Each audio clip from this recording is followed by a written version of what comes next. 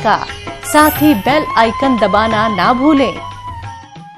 कहते हैं माँ बाप की मनस्थिति जैसी होगी उसी स्थिति का पुत्र पैदा होगा। कई बार आप लोग कहते हैं हम पेट से थोड़ी सीख के आए हैं, ये बात आपकी गलत है।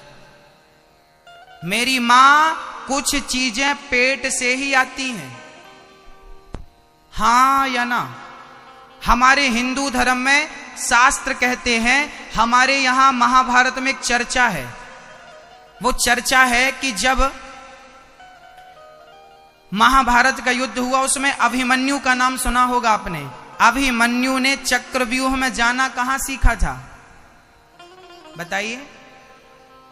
मां के पेट में चक्रव्यूह की बात समझी थी कि नहीं? चक्रव्यूह में जाने की विद्या कहां सीखी थी?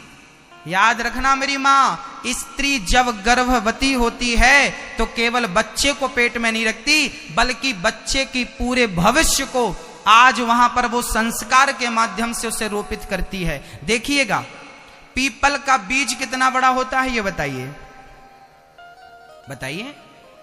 पीपल का दाना कितना बड़ा होता है? इतना सा, चींटी के बराबर।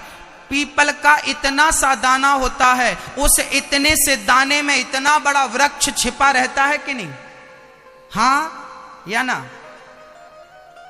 इतने से दाने में इतना बड़ा पेड़ छिपा है कि नहीं? छिपा है। और पेड़ बस नहीं छिपा, पेड़ के संस्कार भी छिपे हैं। पीपल के जैसे पत्ते होते हैं वैसे ही उससे पत्ते निकलेंगे। पीपल गर्मियों में जब पतझड़ में झड़ता है तो वही सिस्टम उसमें भी रहेगा, मतलब पूरा व्यवस्थित उस इतने से दाने में सब कुछ है, सिस्टम पूरा है। हां या ना? ऐसे ही याद रखना मेरी मां कि जब पेट में बच्चा होता है ना तो मां जो खाती है वो बच्चे के पेट में जाता है। मां जो बोलती है, जो आचरण करती है, जो व्यवहार करती है, जो घर का वातावरण होता है, वो सारा प्रभाव बच्चे के अंदर प्रभावित होता है। इसका उदाहरण समझाता हूं। कई बार डॉक्टर कहते हैं, जब आप डॉक्टर के पास जाते हैं ना, साहब हमें ये बीमारी है, वो तो बीमारी है, तो डॉक्टर सबसे पहले पूछते हैं क्यों? ये बीमारी आपके फादर को, पिता को है क्या? नहीं। दादाजी को है क्या? नहीं। दादी जी को है क्या? नहीं। नानी जी को है क्या? हाँ। कई बार बीमारियां दादा से नाती तक आ जाती हैं, हां या ना? कुछ बीमारियां ऐसी होती हैं जो परंपरागत चलती हैं, हां या ना? ऐसा मैं नहीं कहता, मेडिकल साइंस कहता, डॉक्टर कहते हैं। हां या ना? हमारे बीच में डॉक्टर साहब बैठे हैं। हां हां, वो कह रहे हैं हां।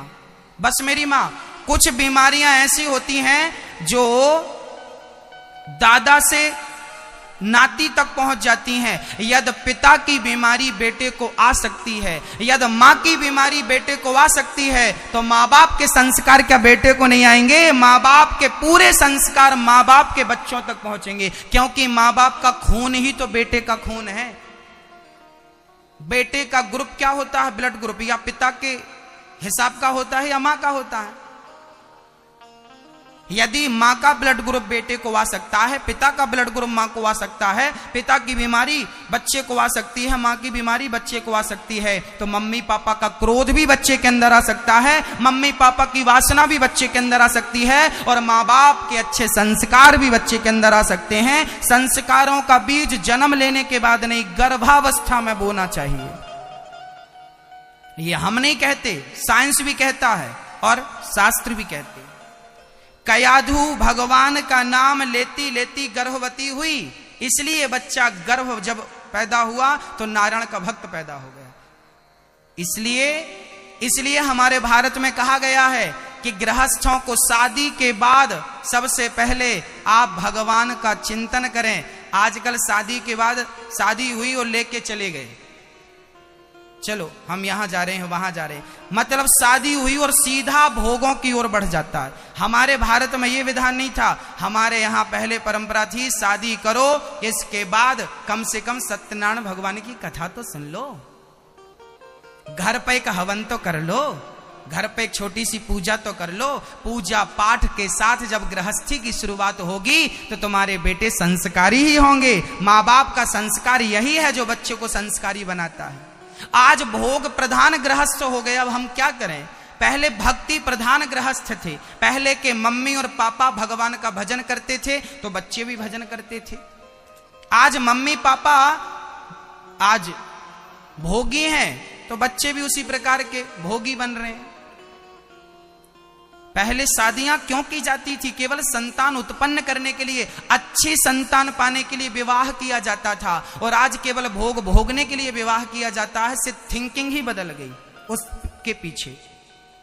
गृहस्थ जीवन किस लिए था और आज किस लिए हो गया है, ये समझने का विषय है।